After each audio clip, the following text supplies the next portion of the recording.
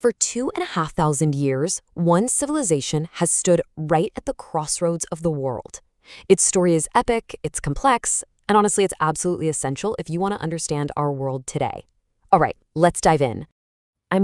We're talking about a land that gave birth to some of history's most powerful empires. Empires that literally shaped the course of human events. Think about it. This is a landscape that saw legendary armies clash, from ancient conquerors all the way up to modern superpowers. It's a culture that has been totally transformed by profound spiritual movements, which created an identity that is absolutely unique on the world stage. And yeah, a nation whose destiny has been forged again and again in the fire of revolution, with consequences that are still rippling across the globe right now. Today, we call it Iran. But for most of history, you'd know it as Persia.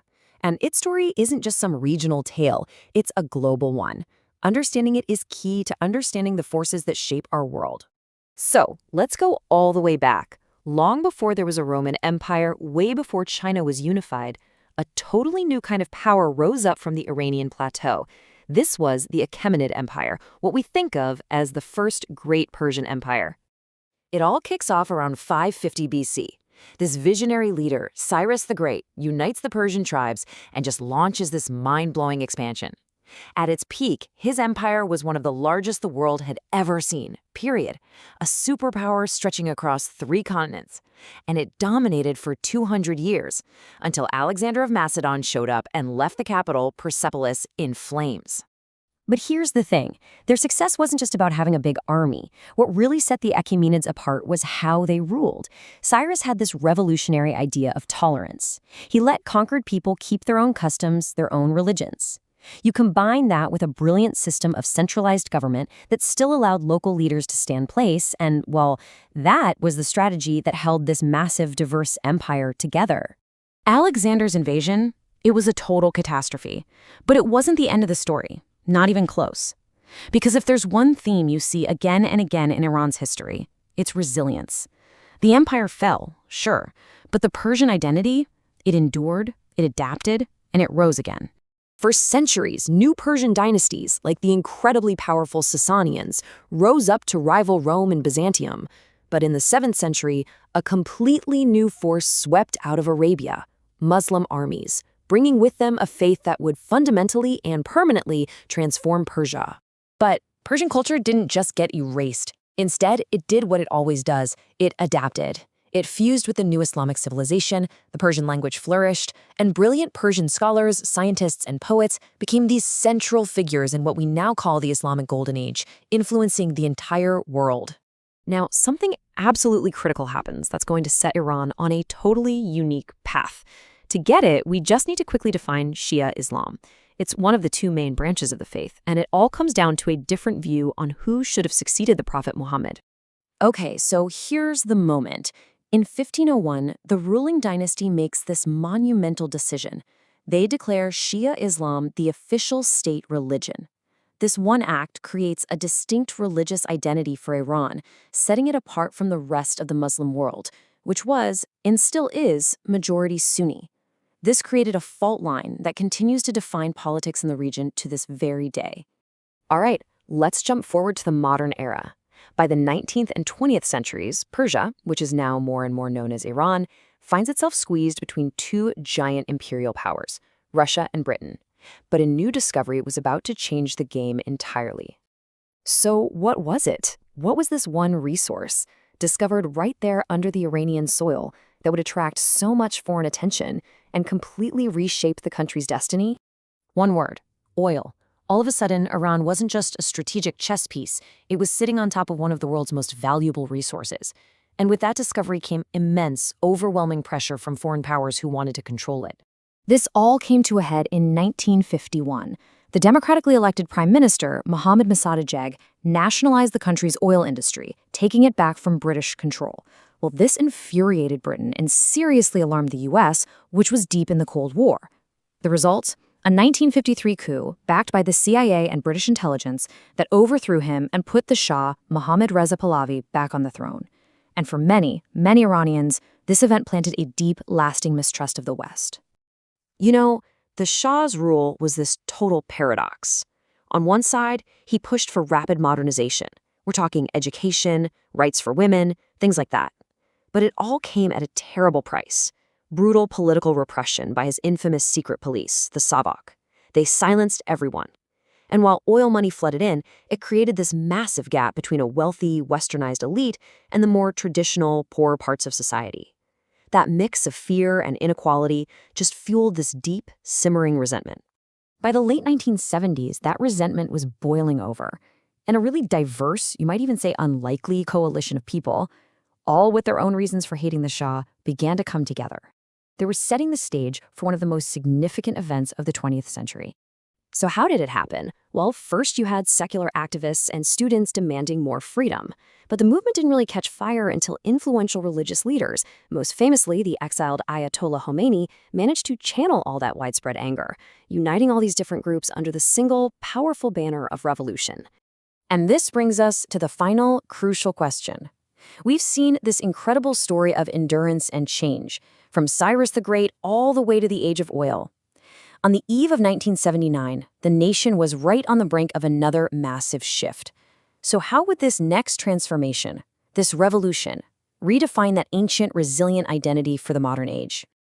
So the relationship between the United States and Iran, it's one of the most tense and complicated in the world, right? But you ever wonder, how did we get here? I mean, how did a country that was once a key U.S. partner turn into an adversary for decades? Well, today, we're going to unpack over 40 years of history to really understand the key moments that created the standoff we see today. We're going to tackle this in 3 parts. Think of it like a story in 3 acts. First, the revolution that completely shattered the old relationship. Then, the brutal war that forged Iran's entire strategic playbook. And finally, the high-stakes nuclear standoff that defines the conflict in our time. Everything, and I mean everything, really starts in 1979.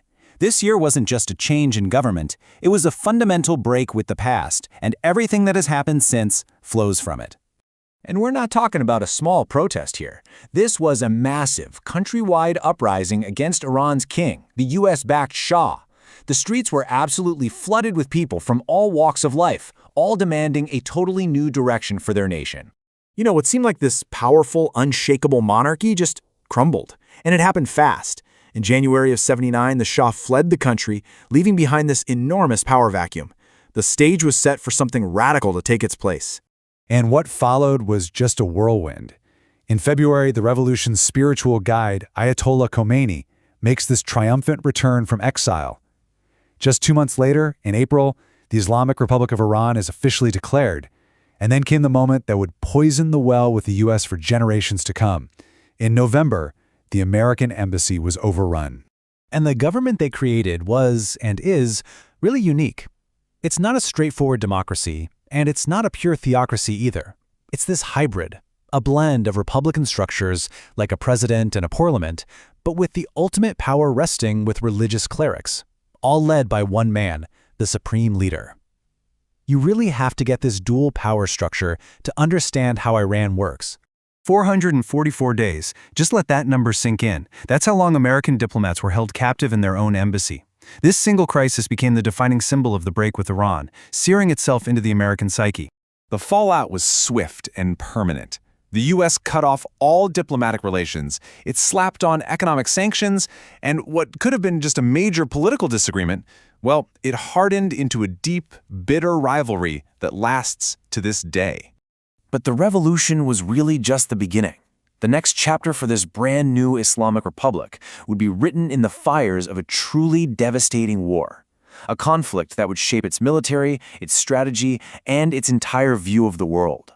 So, just as this new revolutionary government is trying to get on its feet, its neighbor, Iraq, led by Saddam Hussein, invades.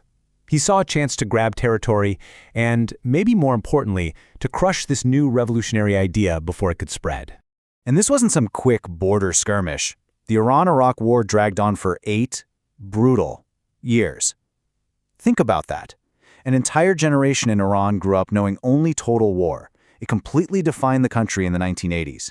And the human cost was just staggering. We're talking hundreds of thousands of people killed, both soldiers and civilians. Cities were pounded into rubble by missile attacks. And horrifically, Iraq used chemical weapons against Iranian troops. This trauma created a deep sense of national vulnerability, but also a fierce determination to never be caught in that position again. By the time the war ended in 1988, Iran was battered and drained. But, and this is key, the Islamic Republic had survived its ultimate test. It didn't emerge weaker. It came out more militarized, with powerful groups like the Revolutionary Guard becoming incredibly influential. Just a year later, the founder of the revolution, Ayatollah Khomeini, died. His successor was Ayatollah Ali Khamenei, who is still the supreme leader today, and he would be the one to oversee the creation of Iran's new security strategy for this dangerous new world. Okay, so after feeling isolated and outgunned in a conventional war, Iran went in a different direction. It adopted what experts call an asymmetric strategy. Basically, they knew they couldn't go toe-to-toe with the U.S. military. So instead, they focused on developing long-range ballistic missiles as a deterrent and, crucially, building a network of allies and proxy forces, like Hezbollah and Lebanon, to project their power and fight their battles indirectly. And that path leads us right to our final section, the central conflict of the 21st century. After all the rivalry and the proxy wars, the game moved to a new and, let's be honest, much more dangerous field: Iran's nuclear program. So the crisis really kicks off in the early 2000s, when the world finds out that Iran had been building nuclear facilities in secret, including sites for enriching uranium. This, as you can imagine, set off major alarm bells and put Iran on a collision course with global powers, especially the US and Israel. At its heart, the conflict comes down to one thing: intent. Iran has always insisted its nuclear program is just for peaceful energy. But other countries, particularly Israel and the US, have been deeply suspicious, fearing it's all a front for developing a nuclear bomb, something Israel considers a threat to its very existence. Now, after years of tension and tough sanctions, there was a major breakthrough. In 2015, Iran and a group of world powers managed to sign the Iran nuclear deal, and for a brief moment, it really seemed like diplomacy had won the day. So what was this deal exactly? Well, the core bargain was actually pretty straightforward. Iran agreed to seriously roll back its nuclear activities and allow for really intrusive inspections to make sure it couldn't build a bomb. In return, the world powers agreed to lift the crippling economic sanctions that had hammered Iran's economy for years. But that moment of diplomacy, it didn't last. In 2018, the United States pulled out of the deal all on its own, saying it was too weak. The US brought back all its sanctions, and in response, Iran started firing up the very nuclear work that the deal had put on ice, even enriching uranium to much higher levels. And just like that, the collapse of the deal put everyone right back to square one. Except this time, the trust was completely gone. Tensions in the Middle East shot through the roof. We saw attacks on oil tankers, drone strikes. All the dangerous brinkmanship the deal was supposed to stop was back, and maybe even worse. And that really is where we are today. From that revolution in '79, through a brutal war, and now into this high-stakes nuclear game of chicken, the cycle just keeps going. With the path of diplomacy basically broken, and Iran's nuclear program more advanced than it's ever been, the one huge unanswered question is, what's the endgame here? All right, let's dive into a conflict that was simmering in the shadows for years before it absolutely exploded onto the world stage. This is a story about how tensions can escalate, pushing not just a region, but really the whole world to a super dangerous breaking point. We're going to piece together how it all happened. For so long, this was a hidden conflict. Fought through proxies, covert actions, a true shadow war. But here's the thing about shadows. They don't last forever. And suddenly, this fight started to crawl out from the darkness, right where everyone could see it. So, our story really kicks off with that one single spark. The one that finally dragged this long, simmering shadow war into the light and set off a massive chain reaction of instability that just rippled across the entire region.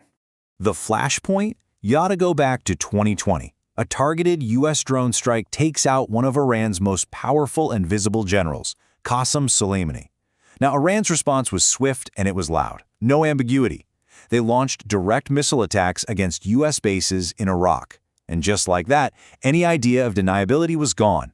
This wasn't a shadow war anymore. This was state against state, out in the open. And this initial clash? Oh, it didn't stay contained for a second. It immediately spilled over, turning into this complex, regional wildfire. Proxy battles in places like Syria, Iraq, and Lebanon just got way more intense. Drones and missiles started flying across borders with, frankly, alarming regularity. And at the exact same time, you have Israel conducting its own strikes, while Iran is pushing ahead, testing new ballistic missiles. The shadow war was officially over. What replaced it was a regional free-for-all. So this escalation, it completely changed the rules of the game. The whole era of fighting through other groups, through proxies, that was ending. And it put everyone on a direct collision course for state-on-state confrontation.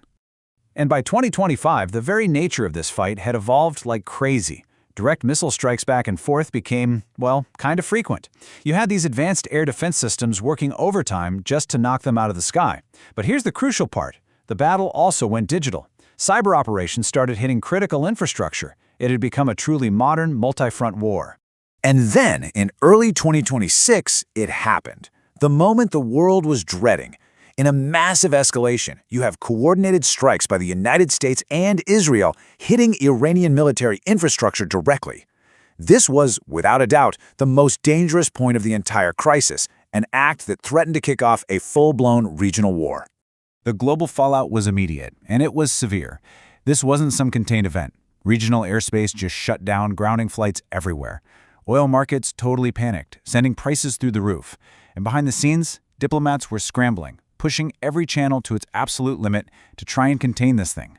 The whole world was watching, and honestly, holding its breath. So this brings us to the really big question, right? Why does this one regional conflict matter so much to everyone, everywhere? Well, the answer comes down to a single, unbelievably critical strip of water. This is the Strait of Hormuz. You can think of it as one of the most vital energy choke points on the entire planet. And Iran's geography, just where it sits on the map, gives it this commanding position over this waterway, and that is the key to its strategic power. So why is that little location so important? It really comes down to this one number: 20%. This single figure explains pretty much everything about Iran's immense strategic leverage over the entire global economy. Okay, think about this. 1/5. A full 20% of the entire world's oil supply passes through that narrow strait. So any disruption, any kind of closure sends massive shockwaves through energy prices and economies from Tokyo to London to Los Angeles. That is why this conflict matters to every single one of us. But to really truly understand this moment, we have to zoom out. We've got to pull the camera back from the immediate crisis and look at the much bigger picture. Because what we're talking about is an ancient nation with this long, incredibly complex history, and it's facing a profoundly modern crossroads. See, all this external conflict has this powerful echo inside Iran. There's a deep, ongoing debate raging about the nation's future. Do they continue down a path of resistance and isolation, or do they pursue reform, diplomacy, and try to re-engage with the rest of the world? And this whole debate, it's shaped by a history that isn't really a straight line. It's more of a cycle. This is a civilization that has seen the rise of incredible empires, suffered devastating collapses, and then, time and time again, has found a way to be reborn. That resilience is just core to its identity. And this leaves us with the million-dollar question, doesn't it? What is ultimately going to define Iran's path forward? Is change going to come from within, from the push for reform by its young, educated population, or will its future be shaped by the immense external pressure of sanctions and military confrontation? But maybe the answer lies in this one lesson that history teaches us over and over again. Through conquest, revolution, war, and sanctions, Iran has endured. It doesn't disappear, it adapts. And the next chapter of that long, resilient story is still being written.